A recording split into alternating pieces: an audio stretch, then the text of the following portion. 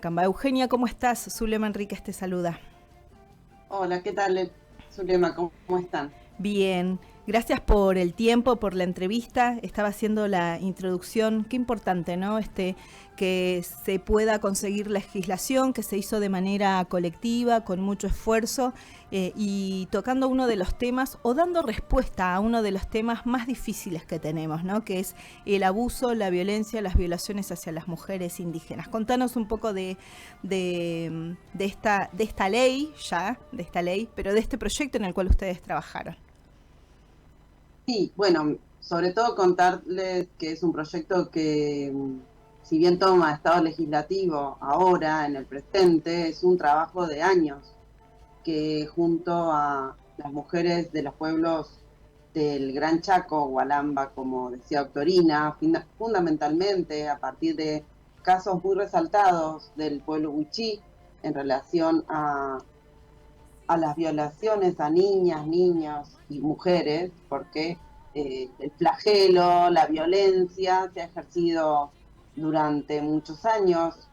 eh, Fundamentalmente en Salta, el pueblo Huichí es uno de los pueblos que más ha sufrido esta forma de violencia y de exterminio, porque la violencia ejercida contra mujeres y las niñeces de nuestros pueblos tienen eh, una brutalidad multiplicada porque impide, pone freno a la transmisión de la dignidad, la transmisión de la valentía y la propia vida, ¿no? Y en ese sentido, digo que este proyecto de ley que llevaron adelante las mujeres que hoy se organizan en Anechepá, en Epicamba, pero fundamentalmente las mujeres Huichí que se animaron a levantar la voz hace muchos años ya. En el 2022 hubo una denuncia colectiva después de una serie de asesinatos terribles entre las distintas comunidades de la zona del Gran Chaco salteño. Y también fue un ejemplo, esto fue bastante trabajado por Doctorina Zamora y por las mujeres que la acompañaron. Estemos hablando de una población que lleva más de 100.000 personas que se identifican y que viven en comunidades que se reconocen Huichí, se reconocen Huesnayek, se reconocen de los pueblos que están en la gran familia del pueblo Huichí más ampliamente, que recorre tanto Salta como Paraguay, como Bolivia, como Chaco y Formosa. Es una gran cantidad de mujeres y generaciones que han sufrido la violación y que no han tenido acceso a la justicia, ni acceso a la salud, ni acceso a la educación que repare los daños de estas formas de violencia contra todos los pueblos, ¿sí?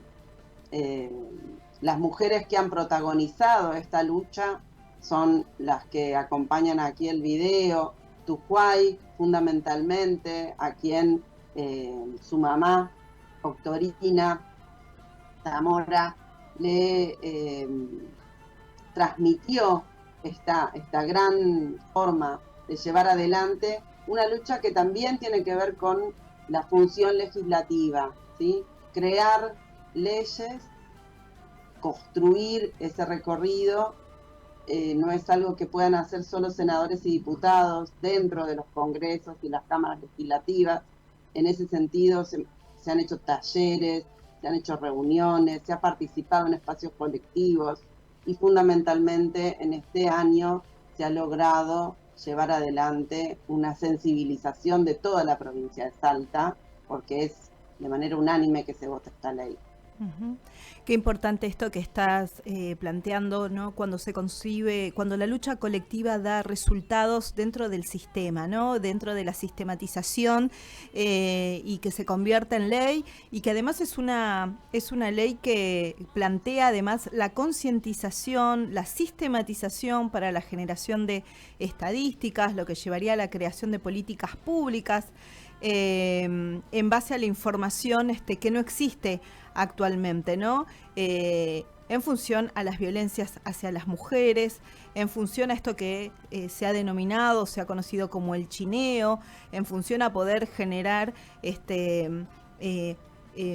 medidas muy concretas ante el hostigamiento de los violadores, ¿no? De los que amenazan, de la organización criminal, y sobre todo lo que genera para la sociedad, ¿no? Y acá me imagino, sobre todo en función de la experiencia de Tijuay, el legado y el camino recorrido por Octorina también. Bueno, vos sos docente también, digo, trabajás estas temáticas, digo, ¿no?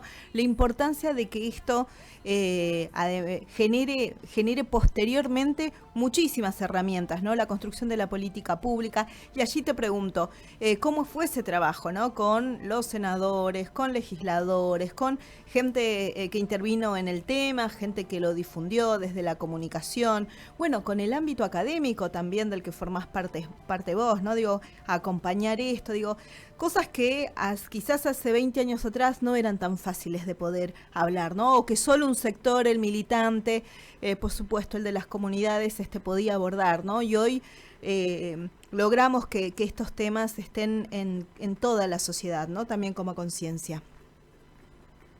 Sí, fundamentalmente creo que hemos tenido que aprender una manera diferente de trabajar desde la universidad y desde los ámbitos militantes, entendiendo como esos ámbitos, los ámbitos de la política, dándole protagonismo a quienes tienen su propia voz. Para la universidad y sobre todo para la antropología es una gran transformación, ¿no? La antropología, que es mi disciplina, mi profesión, tiene un lema bastante recurrente, que es que darle voz a los que no tienen voz. Y entonces nos preguntamos con Octorina, con Tijuay, con Yamana, nos preguntamos con Lili, con Gladys, con todas las mujeres, con Carmen, con las que hemos trabajado a lo largo de estos años, ¿qué nos pasa cuando las voces existen? ¿Qué le pasa a la universidad cuando los protagonismos de las profesionales, de quienes transitan la universidad, ya son de mujeres de los territorios? ¿Sí? ¿Qué le pasa a esa antropología que se sigue diciendo transmisora, traductora, mediadora? ¿Y qué nos pasa cuando tenemos que otorgar el lugar de diplomacia, de traducción y de representación a las protagonistas del territorio? Y eso es un gran desafío. En ese sentido, el trabajo que nos toca, por lo menos en mi caso, a la universidad, es un trabajo en segundo plano. Es un trabajo de asesoramiento, es un trabajo de acompañar y difundir en ámbitos que todavía, por el racismo que está tan involucrado en muchísimas instituciones, no tienen la posibilidad de escuchar. Pero no es un problema de que las mujeres no tengan voz. Las mujeres indígenas tienen voz, tienen capacidad, tienen profesionales y tienen las herramientas completas. Entonces creo que quienes estamos construyendo hace más años camino a la universidad, se nos abre una nueva pregunta, que es ¿cuál es nuestro lugar? En principio, el lugar es el respeto y el acompañamiento. En este caso, me parece importante mostrar que el vínculo entre la universidad y el espacio de construcción política, más formal o menos, sea la militancia o sea la representación, es un espacio que está abierto a un nuevo recorrido. Y ese recorrido es de la mano, pero en un segundo plano, para quienes tienen y están ejerciendo su experiencia y su protagonismo. ¿Sí? Yo tengo la gran dicha de haber conocido a Octorina desde mis inicios como estudiante en la universidad, pero a la vez también yo vengo del norte, vengo de la provincia de Tucumán, vengo de un pueblo muy chiquito, muy parecido al pueblo donde nació Octorina, entonces nos encontramos con muchas vidas similares compartidas. En algún punto también eso habla de un país que tuvo una universidad con presupuesto y una ciencia que abrió las puertas a un recorrido para quienes venimos de esos lugares más pequeños y quizás no tan conocidos en las grandes ciudades. Y creo que la experiencia de quienes hoy son más jóvenes, como las mujeres que llevaron adelante la campaña por esta ley, que tuvieron acceso a las redes, que vienen haciendo un trabajo mediático muy importante y que vienen tejiendo vínculos fundamentales, tanto con la universidad como con otras formas de transmitir información y conocimiento. Creo que eso hay que seguirlo construyendo, la ley propone un sueño que tenía Octorina, que era la concientización, similar a la ley Micaela, que yo creo que tiene que ser incluso mayor, no solamente construir políticas públicas, sino construir políticas en territorio, porque las políticas públicas tienen momentos como estos, a contrapelo de la historia se aprueba esta ley, a contrapelo de esta realidad, y hay que construirlo entonces desde las alianzas adentro y afuera del Estado, porque son momentos de difícil construcción de política pública, y entonces es fundamental los espacios de comunicación, ¿sí? Las escuelas son fundamentales como lugar donde tenemos docentes que son de las propias comunidades y de los distintos pueblos, porque creo que este flagelo tan terrible es muy extendido en el Chaco salteño, en el Gran Chaco argentino también, pero que no es ajeno a otros territorios. Claro, es una expresión muy terrible del racismo y del machismo. Ahora me imagino que viene la etapa de la reglamentación, la letra más pequeña, la implementación, digo, ¿no? En función, obviamente, a las autoridades, al lugar, pero lo importante está logrado. Vienen tareas seguramente también de militancia, de mucho esfuerzo, pero sobre todo queríamos acompañarlas, felicitarlas y sobre todo dar cuenta de luchas logradas, ¿no? De conquistas logradas en estos contextos tan duros y tan difíciles, donde tenemos organismos dedicados a políticas nacionales de pueblos originarios desaparecidos o que llevan adelante políticas en contra de los pueblos originarios. Digo, mientras vos hablabas, veíamos un spot de otra gestión del INAI donde hablaba del chineo, ¿no? Donde da un teléfono de ayuda, de emergencia. Bueno, nada de eso existe hoy. Digo, todo lo contrario, el INAI está quitando personerías jurídicas a las comunidades. Digo, entonces qué importante hablar de luchas ganadas, ¿no? De luchas conquistadas. Que por supuesto, después el otro desafío es que se cumpla la legislación, ¿no? Que haya reglamentación y que efectivamente se cumpla, pero esa ya es otra historia, ya es otra etapa. Así que, Eugenia, bueno, agradecerte mucho por el tiempo, porque hayas compartido toda esta información con nosotros, con nosotras. Bueno, y a disposición para lo que quieran difundir y compartir respecto de esta legislación tan importante y que seguramente que un desafío es pensarla a nivel nacional también.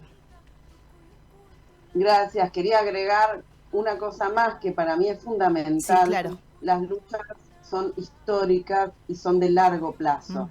¿Sí? Y eso es un aprendizaje que en los pueblos originarios está muy marcado y creo que tenemos que aprender. Y cada lucha se gana a medida que el tiempo va pasando y las nuevas generaciones toman la posta de esa bandera, y creo que esta ley es un ejemplo de esa victoria a largo plazo. Pensemos que cuando Octorina hizo la denuncia por los abusos sexuales que ocurrían con la campaña de distribución del Programa Alimentario Nacional, estaban haciendo esta democracia. En ese momento era impensada que siquiera le dieran lugar, que le creyeran a lo que estaba diciendo que pasaba en el Chaco, en el Pilcomayo en aquel momento. Y sin embargo, luego de todos estos años, se logra esa legislación de la mano de una alianza fundamental, que es un representante de nuestros pueblos, de la ciudad de Iruya, un lugar emblemático de salteño, y ahí hay también una gran potencia en esa unidad de los distintos pueblos de las distintas provincias. Así es. Así es, muy Gracias. Importante eso para cerrar conceptualmente lo que significa esta ley octorina contra las violencias hacia las mujeres indígenas. Eugenia, muchas gracias por tu tiempo y a disposición. Gracias.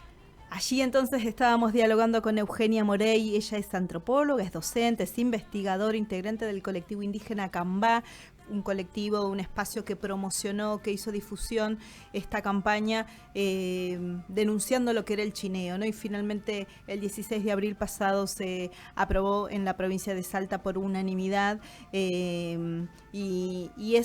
se llama Octorina en función a una referente wichí muy importante, ¿no? A nivel nacional, pero es de la provincia de Salta, que es Octorina Zamora. Así que con ustedes hoy queríamos compartir esta lucha colectiva lograda, ganada, la ley Octorina.